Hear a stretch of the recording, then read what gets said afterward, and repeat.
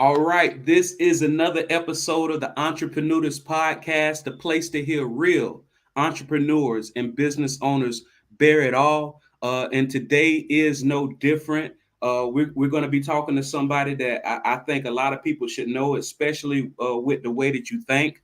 And just so everybody knows, this episode is sponsored by the ShieldWolf Strongholds, a wealth protection company. If you're a business owner, if you want to make sure that you have what they call a liquidity event in less than 5 years. If you don't know what a liquidity event is, you want to check out ShieldWolf. If you have a spouse that keeps bothering you about life insurance and wills and trusts, you don't want to think about it. You just want to have either your spouse take care of it or your assistant take care of it. Or if you're somebody want to take care of yourself, please feel free to reach out to ShieldWolf Strongholds. Please tell people who you are and what do you do.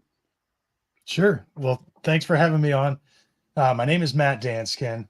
I do a lot of different things. My primary business is restoration referral system, where for the past 4 years, I focus on helping other roofing and restoration contractors create referral relationships with insurance agents. So that's what I got really good at as a roofing contractor, and just been able to share that with about 400 companies at this point. Ah, man, you are a connector. What's something you know now that you didn't know when you first started? Oh man, that's a lot of things, but I would say one of the things that really was a difficult thing for me was learning how not only to teach, but to get people to take action on the things that I was teaching them.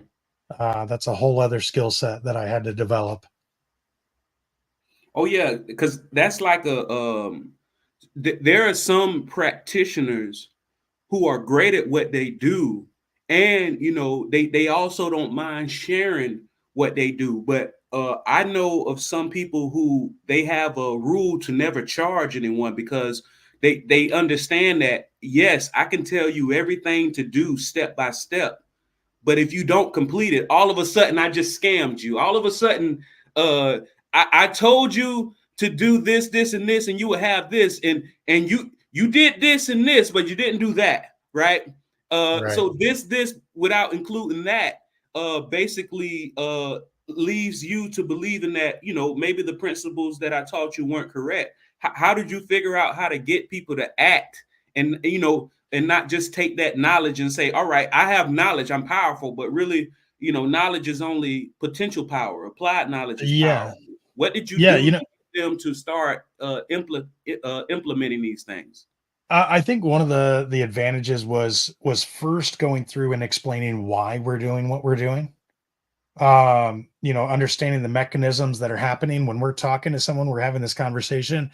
This is why the conversations that we're going to have are going to work. We're pushing these buttons, we're pulling these levers. And so once they understand that, then the actual acts, the using this script and calling this person at this time and saying that, all those things are just, you're rolling through the motions. And I guess one advantage I have is that the stuff that I do is not super complex. Once I explain it to people, they're like, oh, okay, that makes sense. I got it. And then showing them not only for myself, like this is what this did for me. This allowed me to go from doing $1 million a year to $5 million a year. It allowed me to go from working 70 hours a week to 30 hours a week. This allowed me to make that change. And then we've replicated that over and over again. It gives people the confidence to say, you know what, I can follow those actions as prescribed and do them. Obviously, it's not going to work 100%. People are still going to do what they're going to do.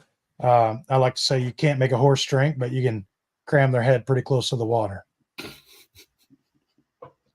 I just got a visual of forcing a horse to drink from that. Yeah. You can lead a horse to water, but what the old saying is, you can lead a horse to water, but you can't make them drink. I just got a visual of you just trying to muscle it. The Horses are strong. You still couldn't make them drink if you wanted to, but you can encourage them heavily.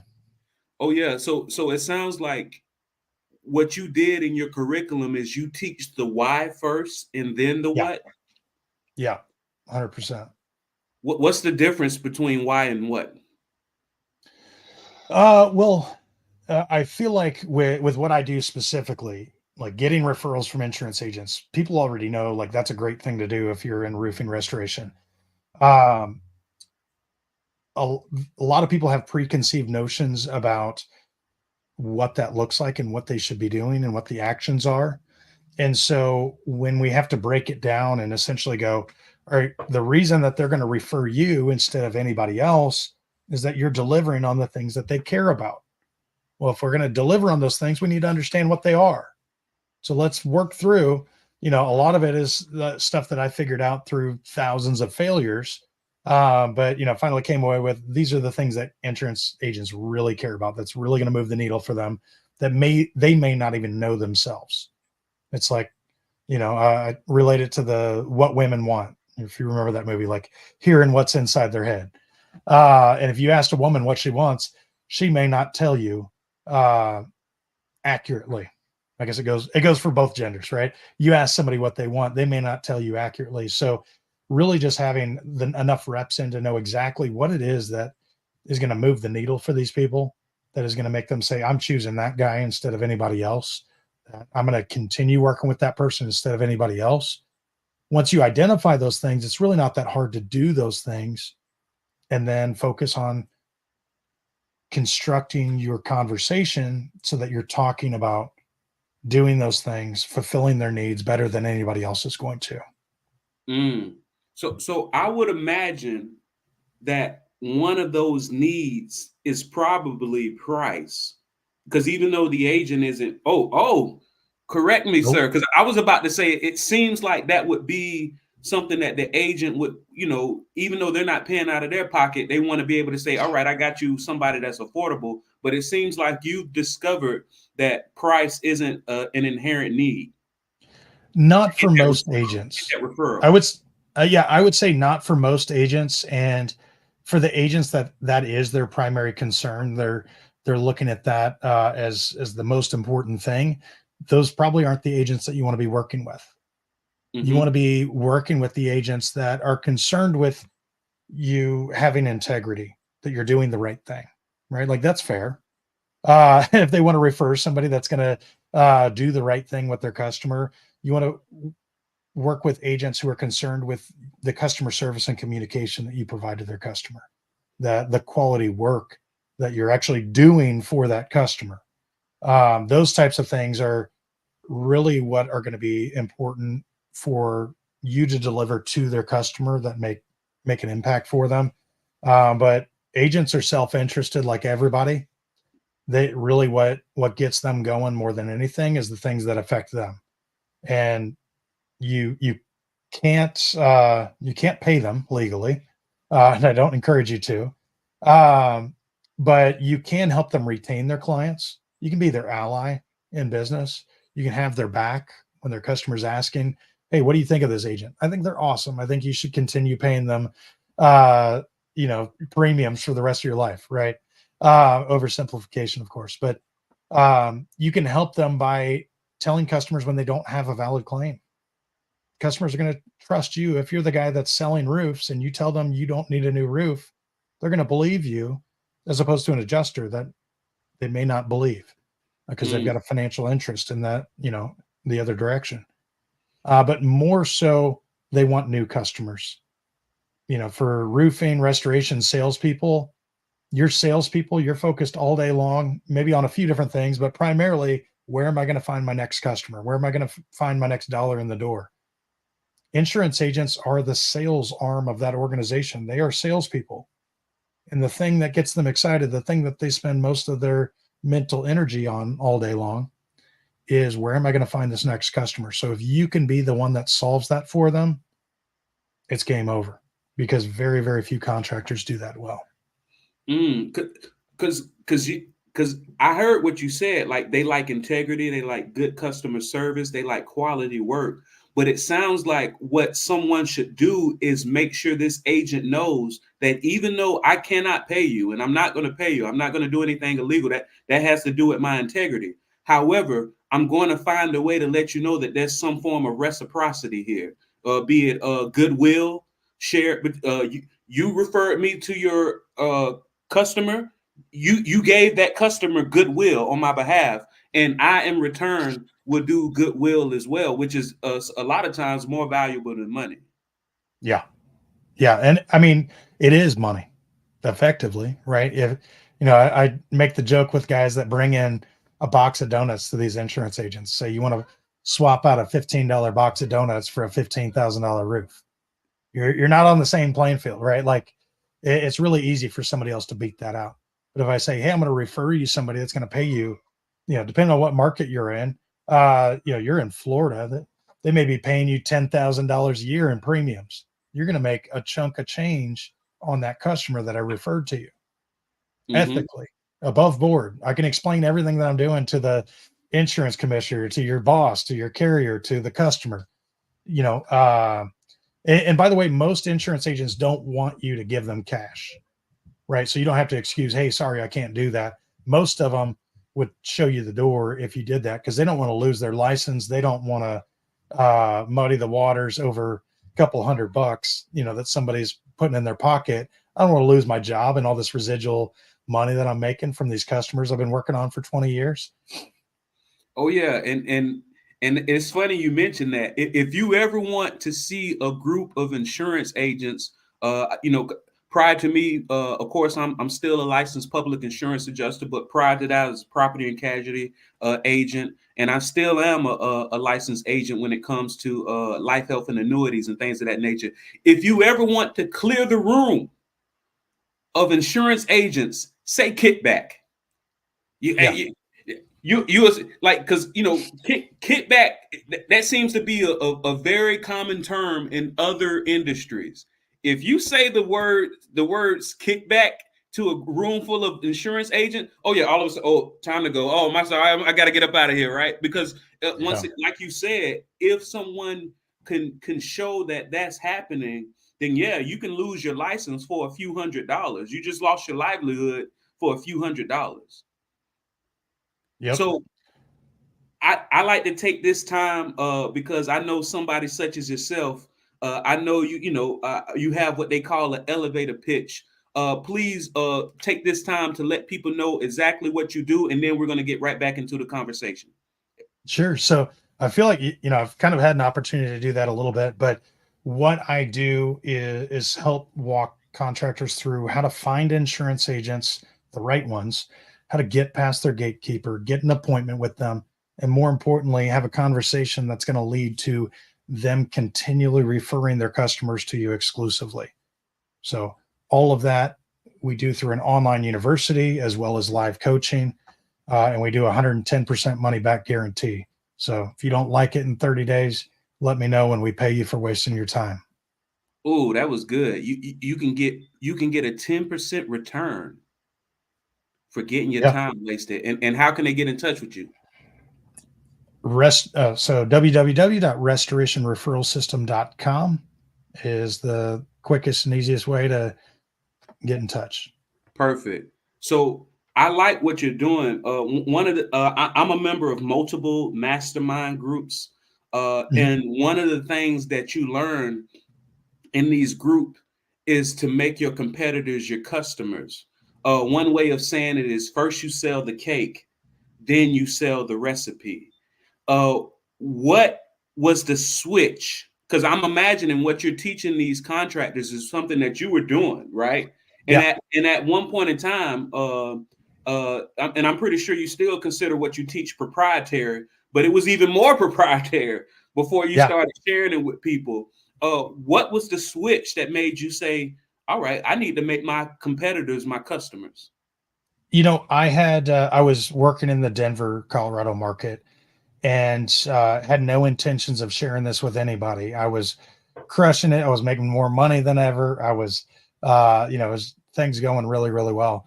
It was one of those situations where life kind of threw something at me outside my control. And my ex-wife decided she wanted to move halfway across the country with our son. And when I announced to kind of my friends, my network, hey, I'm going to be leaving Colorado, some of my competitors there reached out to me and they're like, all right, dude, now that you're leaving, share with me what you're doing. And I was like, okay, now I can share with my competitors. I can talk to these guys. They can go, take over the market. And I started seeing them all of a sudden, man, this just unlocked this for me. And, thank you so much for doing, they were paying me to do it. And like, thank you so much for doing this. And they were able to replicate what I was doing. And I was like, you know what? I don't know if there's a need for this, if this is widespread or maybe just a couple of people that I talked to. So I started talking to more and more people, and they're like, oh yeah, we get insurance agents. We, run by with our box of donuts, and it happens, 10% of the time they convert. And I'm like, no, dude, you should be converting like 60% of the time. Ooh. And like, they're like, yeah, they put us on a list. And I'm like, screw the list. Like, I want to be the guy. Like, what are you doing? And so, like I said, it's yesterday, or no, 2 days ago, actually, was our 4-year anniversary since I started the company. We're over 400 contractors that we've worked with all over the place. I've had 3 people take me up on that guarantee. All 3 of them didn't do any of the training, but just realized that they were bums and they weren't going to work. So they wanted their money back. And so I gave it to them. But it's something that being able to, I still don't make as much money as I was roofing. But it's something that I've been able to share, that thing that unlocked from me, working evenings and weekends, knocking doors and all that sort of stuff. Like, I wasn't getting to spend time with my family. I didn't know, hey, are we going to make 100 grand this year or 150? Well, that's a different lifestyle right there. Like, that uncertainty kind of sucks. And so being able to give the keys to that to thousands of salespeople all over the country, really, like, I'm typically being hired by the company owners, but really I look at it as the clients or the project managers that are going from, making 100 grand to making 5, that are changing their financial outlook, short-term, long-term, and able to actually have a quality of life and balance in their life at the same time. Oh yeah. And that's where it's at, man. It's about helping people and also scaling, because with you teaching the recipe to who used to be your competitors and starting your online school, it's like, that's just scale mindset. Because with that Yeah. online school, I'm pretty sure you wake up in the morning and you count money. Oh, I just made money. You hear people say, I made money while I was sleeping. It's a real thing for you. Okay, it's one thing to consult with people and companies one-on-one. What made you decide to start the school, the online school? In terms of the Building Experts Institute? Yes, sir. Cool. So I actually, with Restoration Referral System, I started off doing all of my trainings like one-on-one, and I would get on a 2-hour-long Zoom call and regurgitate the same thing over and over and over again. And I was like, I need to get this thing recorded so that it can do some of the legwork for me and scale, like you said. And my first iteration was cell phone videos, bad lighting in my garage, sweating. It was awful. $12 microphone. I just didn't know what I was doing. And people still were like, hey, this is awesome. The information is making us tons of money. We love it. But I felt like ashamed of the quality of the production. And so I reached out to a buddy of mine that does video production. Hey, how much is it going to cost me to get this thing really well produced? And he was like, probably 50 to 80 grand. And I was like, I could hire somebody for 50 to 80 grand. And so I jumped on ZipRecruiter. I started looking for videographers. The area that I'm in actually has a ton of talent. Ended up finding this guy, John Tillman, that created a beautiful course for me. Super smart, super skilled, hard worker, just great person. And, when he worked for me for Restoration Referral System for about 1.5 years. And then, Matt Mulholland has been a friend of mine actually for 4 years now. That when he left National Claims Institute, he was looking for, all right, what do I do now? And I said, you know what? We've got valuable information. We have expertise that people need in their businesses. we need a scalable way of getting this out in front of them. And so the three of us started the Building Experts Institute, which is, instead of the sales and marketing and, leadership and all that sort of stuff that's important, we're like, let's focus on the technical side of things. Let's focus on how we're handling claims, on how we're inspecting roofs, how roofs are built, all that sort of stuff. And let's not make it, like some of the trainings that are out there, that it's, personality based. It's, this guy is going to teach you everything under the sun.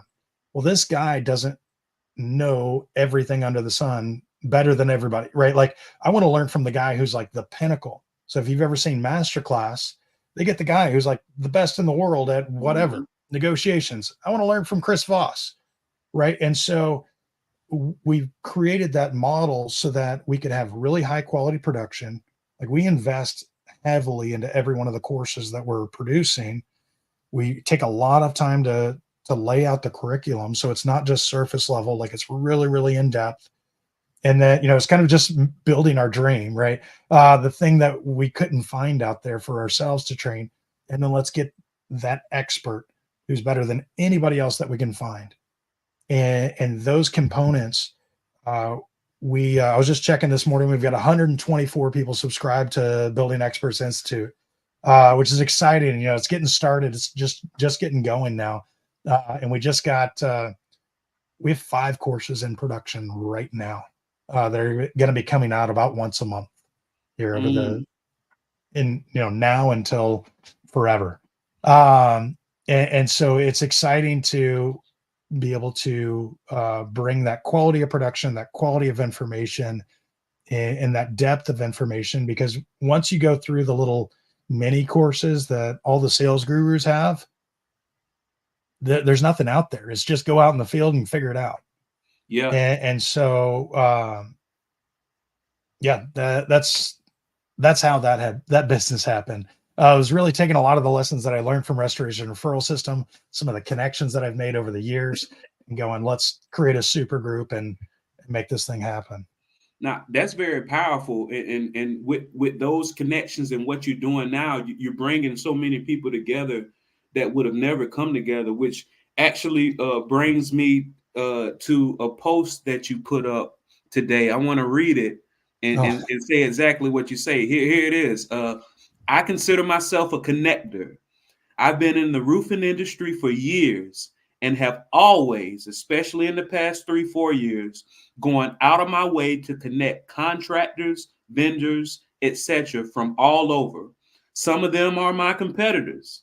Some of them are competitors with one another. That's okay. It's a surprisingly small industry, and I plan on working in it for a very long time. That's why you'll see me working with anyone and everyone who I believe is working with good intentions to serve their customers with integrity. Don't get mad that I'm buddies with your biggest competitor or someone you had a falling out with. Don't ask me to stop relationships with someone just because your products or services compete. It's much more likely that I'll discontinue working with you than them. Sorry for the ambiguous rant. What did you mean by that? Well, I think I described that pretty clearly, but we just came away from a conference and from RoofCon, and talking to people after the fact, and people get upset. It's like, they'll be like, hey man, I bought you dinner. Why are you hanging out with one of my competitors? Like, because I do what I want, right? Like, I like your product, I like their product, right? Like, or things along those lines, where it's just silly, and so, like, I'm not gonna do the middle school drama. I'm not gonna do any of that stuff. Like, I'm out here to connect and provide value. And if I just had somebody was asking me about where to find canvassers, right, for like door knocker. And like, I'm like the anti-door knocker. I'm like, you won't need to door knock anymore when you do my thing. And I'm like, hey, here's a guy, he helps recruit canvassers. Go at it. That's what you want. Go do the thing. Right. And I'm friends with those guys. The other trainers that, like Deshaun, He's the roof hustler, door knocking, all that sort of stuff, like Bow totally tie. different angle or whatever. But like we met and we're like, we're both good people. We both want to serve our clients. We're doing it in a different way, but who cares? Like, so like I've referred people to him, he's referred people to me, that type of thing. Like, and I would say most of the industry is that way. Every once in a while, you get somebody that I don't know if it's a power trip or maybe they're just got a chip on their shoulder or something like that, that they want to try to build fences instead of bridges. Yeah. And I'm one of those people. One of life's principles that I've learned is not to judge somebody on one meeting, right? But you get to the point to where you see the same person, spewing the negative, right? And one thing that I've learned, it seems like, and let me know if this has been your experience, which or maybe not, because some people just it don't matter, but the most people that I've seen the most scared of competition are the ones who travel the least, the ones who rarely leave their market. They seem to be the ones that are definitely afraid of competition. Has that not been your experience? I would say so. I mean, that's true of people in general, right? Not necessarily a specific energy industry. You find people that stay in their one little circle, and don't get any outside influence, and they just, this is the way it is, and I can't share with anybody. When you start going to conferences, you start meeting all these other people that do the thing that you're doing, and it's like, oh yeah, you keep all your secrets too. No, I share everything, and we've been growing like crazy. And they're like, oh, okay. Right. Like, so I think that's just a fact of life. It's just the way things work. Oh yeah, I think the first time I heard it, it was a great philosopher by the name of Charlie, and all dogs go to heaven. The more you share, the more you get, right? And it really is true. And one practice that I make sure to do, like whenever I'm traveling somewhere new, I always get a window seat. For one, I have a strong bladder, so you don't have to worry about me making you get up, and I don't want nobody to make me get up, right? But secondly, whenever I'm arriving to a new city or flying over, I always look down to remind myself how many people are actually there as customers. I actually have one of my customers. They make cakes, right? They make amazing cakes. They actually even specialize in a specific type of cake, and I'm like, and one of the things that like you've discovered and like you help people do is how do you scale. I remember when I first suggested, I said, hey, you should sell your recipe online. My recipe?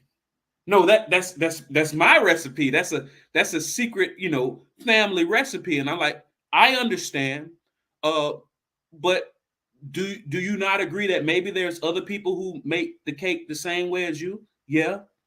Well, do you not agree that if you were to sell this recipe online, and based off of the relationship we have, if I tell you that tomorrow I can have it to where you getting 1,000 to 2,000 people a year downloading your recipe for anywhere from $9.99 to $99, depending on what landing page they land on, right? Right. Sure. Even if it's just $10 at $2,000, at 2,000 people, you're going to be making way more money than you're making now. And maybe a small percentage of those people are going to take your recipe and run with it. But everybody else, they're going to look at it. They're going to pay you your $99 or your whatever dollars, and they're going to say that you do it the best. So not only are you getting paid in this scalable while you're sleeping, but you're also showing other people that you actually are an expert in what you do.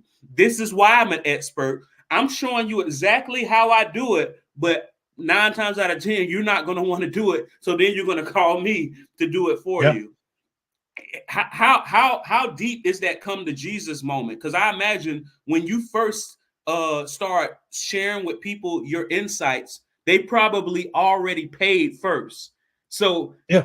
what's the transition like? Like, all right, all right, you're gonna tell everybody everything. You're gonna do this, and I know out of what I think you said, out of 4 years, you only had like 3 people, request that 110% return. But what do you typically do to get them comfortable with that? Do you remind them that their business model was failing, or how do you get them in that mindset to a complete shift?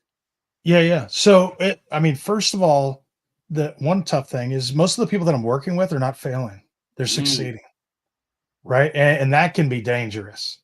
Where it's like I'm doing fine, right? Like I don't need any help. Like I'm a good salesperson. We're doing jobs.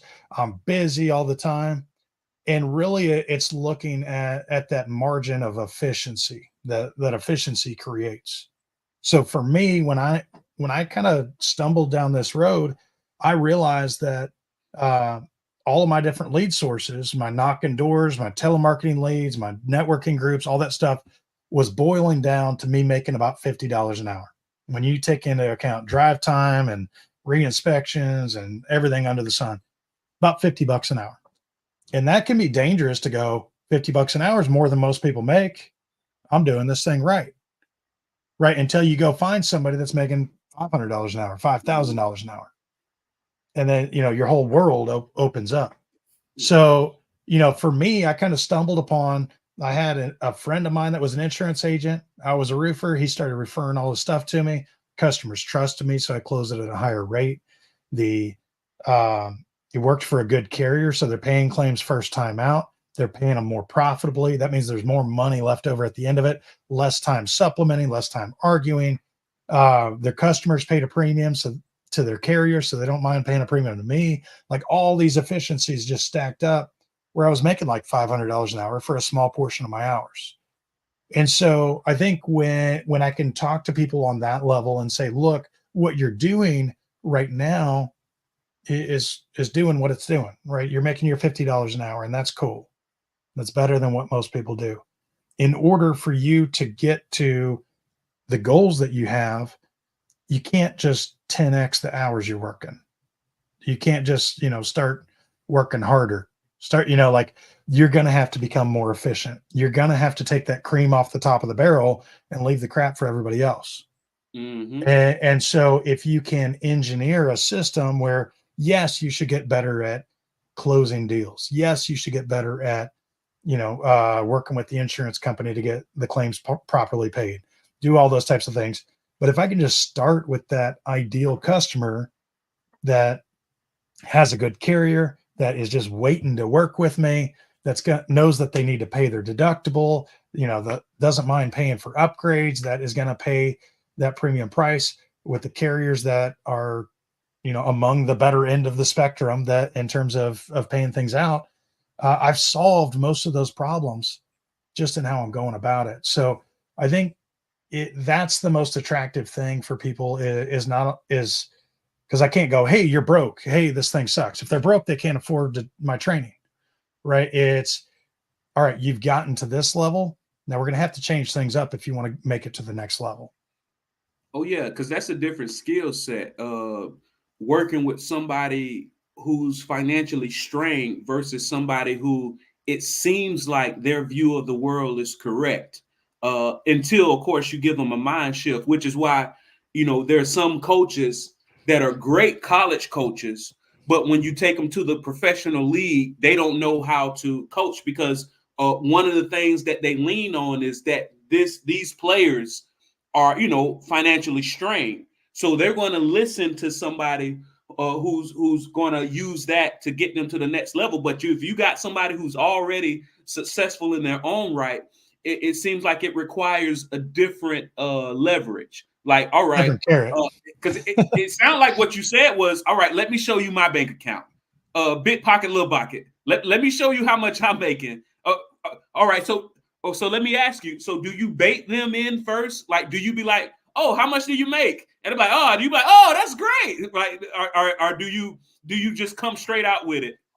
No. I think to me that wouldn't feel natural to me to have a discussion like that. So I would say most of the wealthiest people that I work with, are the quietest about it, right? The guys that want to go tell you their numbers and stuff right out of the gate are usually the ones that are flubbing their numbers and BSing anyway. I've had, work with people or whatever. I'm like, I'm not sure if this guy can afford it. Well, come to find out, they do 80 million a year, right? Like, the quiet ones a lot of times are the ones that, so having that conversation is almost a moot point. I talk to everybody, treat everybody with the same respect, talk to everybody the same way. And then the people that it's a fit for are going to be attracted to it. The people that is not a fit for, that we're going different directions, they're going to repel from it. So that's part of my secret sauce in terms of being a consultant is I don't push hard. I don't try to close people. I don't like, it's like, you want this? Cool. Let's do it. You don't, that's fine too. So here's another allegedly a Matthew Danskin quote. Okay. I'd rather hear from someone who has accomplished a lot in a short amount of time than someone who has been mediocre for many years. What does that mean? That was actually, man, you're pulling like all of my like kind of spicy social media posts here. That was really a response to a lot of different stuff that I've seen. So one, I haven't been in the roofing restoration space for decades, right? Like I grew up in construction. I went through a couple different kind of sales roles in my career, went into construction sales, went into roofing sales, did that for just a handful of years. And then just exploded with what I was doing. And there's people that do bigger numbers than me. But I found my niche. I found that thing that I'm the best at in the world, and then decided to share that with people. I get people sometimes that are like, well, I've been doing this for 25 years. Why would I pay you money to teach me what you know? Right. And a lot of times those people that have been doing it for 25 years have been struggling paycheck to paycheck for 25 years, right? Like they haven't figured out the economics of how to make this thing work for them. And so, the biggest thing I would say is just, you get people that are like, they think that years of experience is the golden thing. Like, I've been doing this for so long. It's like, dude, you've been doing this for 30 years. Why are you not retired? Right. Like, I don't want to learn from somebody that is going to teach me how to still be doing this 25 years from now and not be retired. Like I want to learn from, Hunter Blue's a great example, a guy that started his roofing company 2-3 years in, he's doing 8 figures, 3-4 years in, he's selling his company. He's starting this and that, there's a lot of people like that, that I've worked with, where it's like, I don't want to learn the slow path. I want to learn from the guy who figured out how to make this thing work and ethically and all that sort of stuff. Like I want it to work for everybody in their organization, not just somebody that, screwed over everybody that works for them, but people that did it the right way and had great success. That's who I'd rather learn from than somebody that, like I said, was mediocre for decades.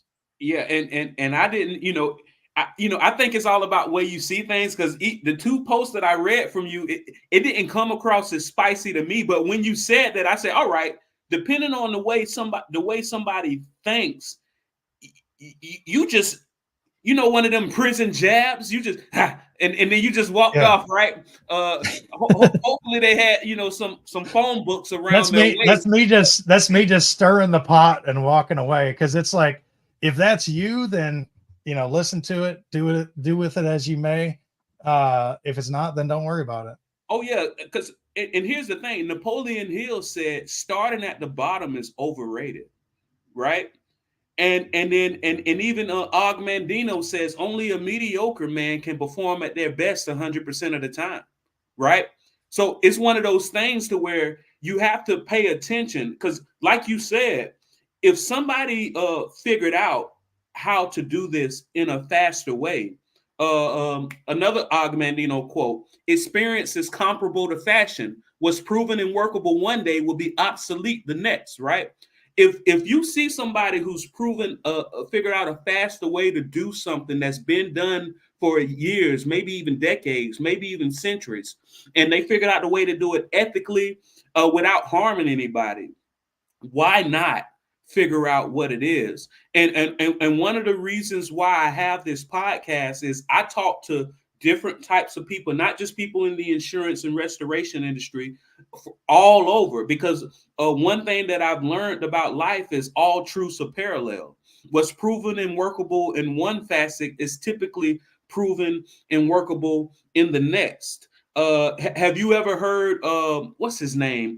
He goes by Mr. Wonderful on Shark Tank. Yeah. Have you ever heard his story about how he became so wealthy, like his biggest deal? I don't So know. say that again. I don't know that I have. Okay, so here's the thing. What happened was he used to work in the cat food industry, right? And what he learned in the cat food industry is, at the very least, the company that he was working with, they had what they call two engines, right? And basically, both it was tuna and beef. Either the cat food had a beef base or it had a tuna base. The only difference was the flavors. So because they had the two engines, the beef and the tuna, they were able to manufacture that quickly. And they didn't have to change up anything. It's either beef or tuna. Only thing different is the flavors. And then depending on the flavor that we put on top of the beef and the tuna, we can charge more or we can charge or not so much, but it's just the flavor. The base is the same. What he said was what he learned in that industry, he went to the education industry, which, he used to do, math and science and all of that. What he learned was those people in that industry was spending, like you mentioned, thousands of dollars to create that quality product, which you should. But what he said was science and math doesn't change. We're spending tens and hundreds of thousands of dollars to get people to make the same course over and over again. Why don't we make two different courses, the same math course, the same science course, but we license out characters from Disney for each course? So now they have same course, but one course is taught by Mickey. Same course, but one course is taught by Goofy. Same course, but one course is taught by Daffy Duck. And what he said was that was the differentiator that allowed him to sell his company. I think he sold it for over $1 billion, or at least several hundred million. But what he said was what he learned in the cat food industry made his company so valuable because they had the licensing to all these different characters, but they were able to get the licensing because they wasn't spending so much money on making the same course over and again. They were just bringing in different personalities to teach the same course, which, that was valuable to me. And that's one of the reasons why I said, all right, the Entreprenudist Podcast, I think people who get into listening to my podcast and watching people like yourself are people who realize I may never be a roofer. I may never be in the insurance industry, but something Matthew Danskin just shared about, how he scaled by teaching his competitors, how he took what could have been a bad situation, forced to move across the country due to something out of your control, how you took those lemons and made lemonade. Yes, sir. So are you one of those people that have a 3-year picture of what you would be doing 3 years from now or 5 years from now? I think 3 to 5 years from now, I think the Building Experts Institute is potentially sellable. And so that role may shift and change. Restoration referral system, fortunately, is it's humming along. It's providing value. We still update things. We still, stay on that edge to make sure that we're evolving and keeping stuff current. But that business is easier now that we've got this momentum going. We've got all these people working on it. Like you mentioned before, in terms of that scalability, if I were doing this myself, if I kept all that information to myself, I would probably do $5 to $10 million a year in roofing by myself. And that's cool. That's a lot of money. That would put a lot of money in my pocket. But for the last 4 years, let's say it's $40 million that I would be able to do through transferring this information to other people. We've done, it's tough to calculate the numbers. I would say between $500 million and $1 billion of business through these people that are doing it. And I get a tiny little slice of that. Right. But the momentum that's created, there's 1,000 people I could send an email to right now. I could give a phone call to and say, hey, can you help me out? And they go, yeah, I doubled my income because of what you do. Right. Like that's worth something. Right. Like so in terms of like what my life looks like 3 to 5 years from now, I'm not totally sure. I know, I've found some things that I really love. I've found some things that we're creating momentum on, that we're continuing to see where they go, but we'll see how it all shakes out. Oh yeah, I like what you just said. When you are the person that they can pinpoint is the reason why I doubled and tripled my income. When you reach out to them, they feel like they're playing with the house's money, right? They're like, oh, this is money that I would not have had. And I was actually sharing that with one of my customers the other day, because the way I structure, because what I do is, one of the things that I do is I help business owners create a liquidity event in 5 years regardless, right? Most companies don't sell. 80% of companies don't sell. And a lot of times when I'm talking to my customers, I say, hey, have you ever asked your children if they wanted your business? They just assume that they're going to pass the business down to the children. I'm the first one that ever asked them to ask their children. And then that's when they figure out their children want nothing to do with their business, right? So one of the things is, all right, let me show you how to create a liquidity event, regardless of if you're able to pass it down or if you're able to find an outside third party. And I even show them, I say, the way that I'm structuring these policies and the way I'm helping you with your succession, I make less commission by doing it like this. But the reason why I'm making less is because you're making more, right? But then I explain, I say, but guess what? 5, 10 years from now, I might have an idea. And I'd rather have a bunch of wealthy friends that I can call and share my idea with, and potentially have partners and teammates to come in and help make this idea successful, than for me to get an extra couple $1,000s from you today. It seems like you've learned that and you are practicing that. Yep. Long money's big money. One last thing I want to ask you, because I think the first way that I came aware of you, and I think a lot of people, was you use, and I don't really hear it too much, or maybe, maybe I'm outside of that funnel, but you used to be known as like the TikTok roofer guy, right? I still got my TikTok. Okay, so all right, so how important is that been for your notoriety and reputation? Or is it's just a cool thing that people recognize you from TikTok? Or can you directly connect how it's fiscally helped you? TikTok, I would say, it has not done much for me. That's just kind of, we do some silly fun stuff on there or whatever. Which actually, my handle on there is the time traveling roofer. So I see your Groundhog Day behind you. That's one of my favorite time travel movies. Yes. Love that one. But yes. Which a lot of people don't realize it is a time travel movie. But you just blew my brain. It is a time travel movie. Oh, absolutely, it is a time travel movie. It's a really interesting one too. That's a whole other conversation. Oh yeah, go ahead, because the reason why I like it, because it shows how everybody has the same 24 hours. It's about what you do in those 24 hours. Because he had the exact same 24 hours every day, but he decided to change things. He helped people first, and then he reaped the harvest of helping people. They got the repetitions in to figure out what worked, what didn't work, right? Mm-hmm. So if we've got a minute, I'll go down this time travel road with you we here. got as much time as you want. I'm trying to respect your time because we started 10 minutes late. But yeah, share. I'm good. All right. So my handle on TikTok is Time Traveling Roofer because I've always been really interested and fascinated with the concept of time travel. And if you step back and think about, and a lot of people are, right? Like a lot of people like those movies and stories or whatever.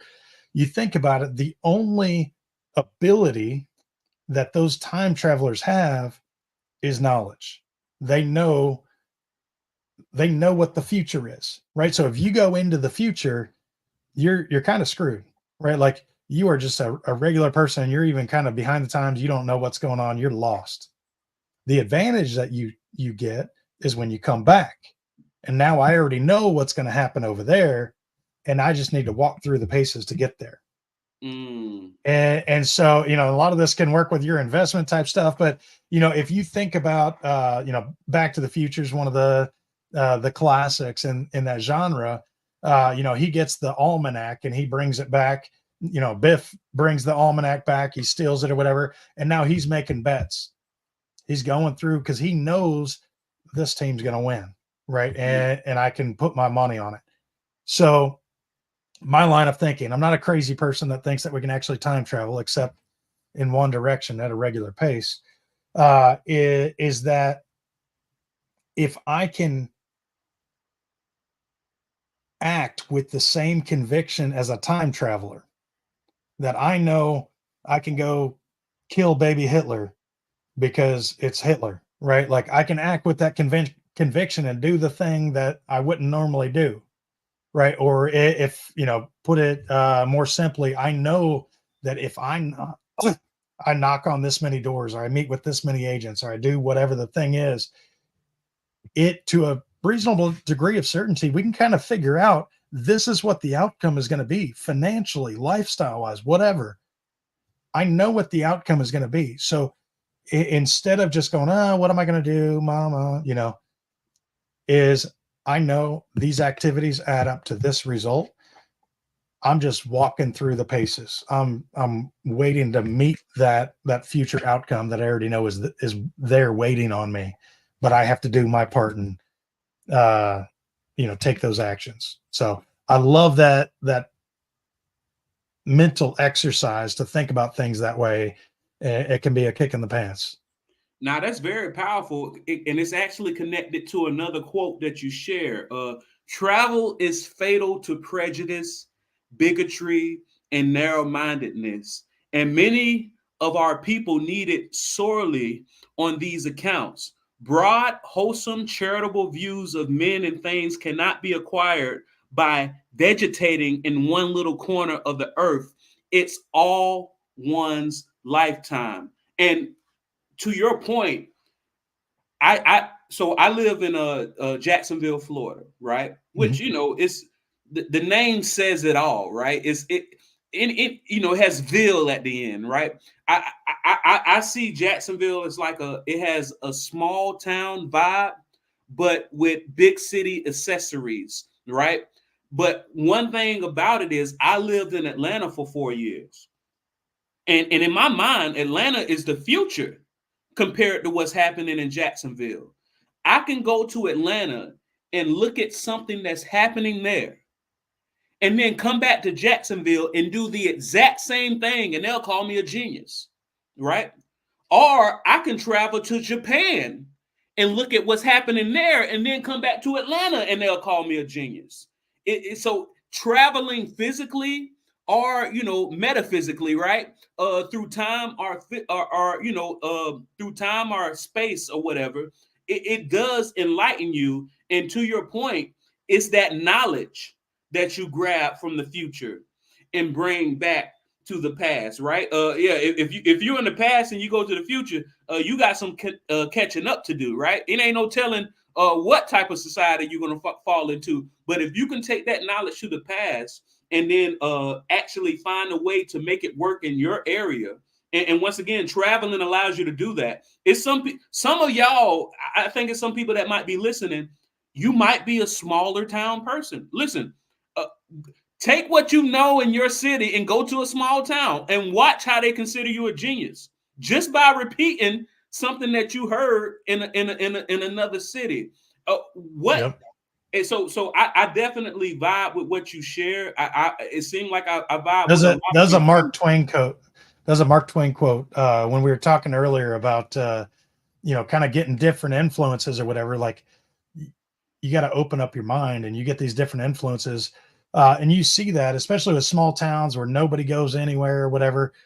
They're locked in. You can't tell them anything. You go meet with people that are traveling all over the world. They're meeting with all sorts of diverse, people and thoughts, and they're gonna have a lot more robust thinking. Got it. All right, man. So I definitely appreciate your time, Matthew. One more time, if somebody wanted to either work with you, either one of your businesses, or partner with something that you're going to be doing in the future, how can they get in touch with you?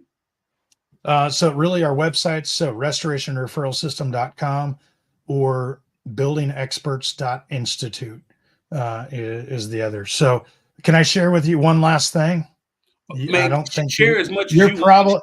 You're probably not privy to this. So a little announcement. We're getting ready to kind of broadcast this out here today. So you're getting the sneak peek. Most people aren't aware of yet. Great. As of this last week, the Building Experts Institute acquired the National Claims Institute. Wow. Congratulations, man. Hey, that's big. All right. So first and foremost, congratulations. Thank you. What was in your mind when you're looking at the deal points? What was the tangible or goodwill that you got from acquiring that company and not just doing your own thing? What tangible or non-tangible did you acquire for acquiring that company?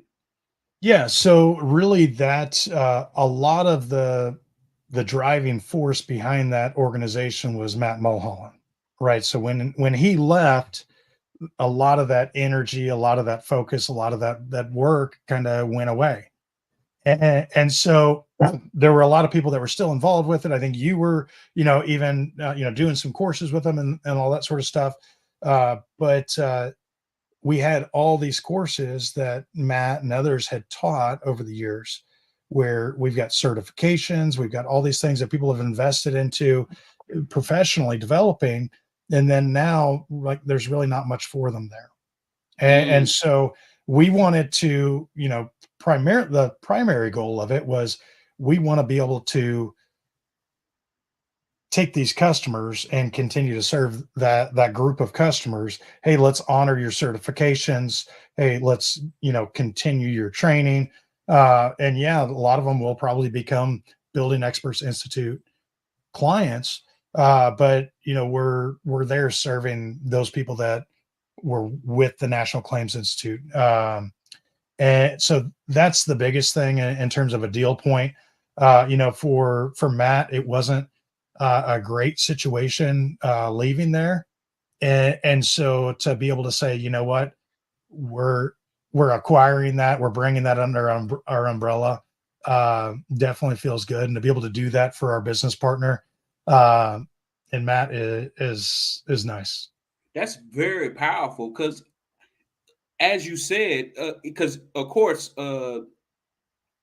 your production with the entity that you're working with now, I don't know how the name is slipping. Business. I'm sorry. Building Experts Institute. All right, so your production is next level. But even before Matt connected with you, he seemed to really value the production. So to be able to bring that IP over, something that it seemed like he put a lot of time and energy in, and the integrity of still honoring the certificates that the National Claim Institute put out there, Nah, man, that's big news, man. I'm glad to hear the news. I'm looking forward to, these are the days of our lives. You already know once y'all go public with it, some people gonna say this, some people say that. Hey, you don't need no Jerry Springer if you're in the insurance and building restoration industry, This right? is true. But This is true. I can't imagine anybody being upset with that purchase. Even the people who you bought it from. All right, hey, it is what it is. Hey, you got this product that either you can't use or it'll come across as, oh, we know this person isn't still, with this entity. Why are you still promoting their classes? Whether or not the agreement says you can still promote it or not, it'll come across the wrong way, right? Why not go ahead and get this thing up out of you? Stop. Don't have no emotional attachment to something. Sell it.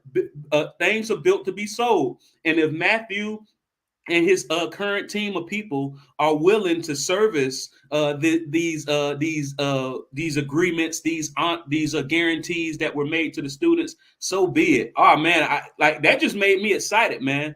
I actually I just got approved to do CE in the state of Florida, so it's really giving me more encouragement to stay on my path of educating people as much as possible. And I'm hoping in that 3 to 5 year picture, maybe ShieldWolf or maybe I might have a course in the institutes, right? The building experts. Sure. But thank you so much for your time. Thank you for sharing this knowledge. I'm looking forward to reaching out to you again. I think you're somebody who I gotta bring on again, because I know a year from now you're going to be able to talk about something else that's even more powerful than what you've already shared. Awesome. Well, thanks for having me. Man, I appreciate it. Thank you for coming on the Entreprenudist Podcast, the place to hear real entrepreneurs and business owners bear it all. We had Matthew Danskin. Hey, if you like what you heard, don't be afraid to follow what we got going on. Don't be afraid to hit like. Always, if you're listening, look into the description, because not only are you going to hear our immaculate, beautiful voices, but you can also see the video. Believe it or not, Matthew Danskin is wearing a traditional garb from the Amazonian rainforest. If you want to see him in his traditional garments from the Amazonian rainforest, you want to hit that the video so you can see. I'm just joking. He usually could have been ordered on Amazon though. Could have been ordered on Amazon. Hey, there you go. Oh, it could have been ordered on. That's another way to look at it. Hey, man, thank you so much, and I hope you enjoy the rest of your day, man. We're gonna be in touch. All right, awesome. Thanks.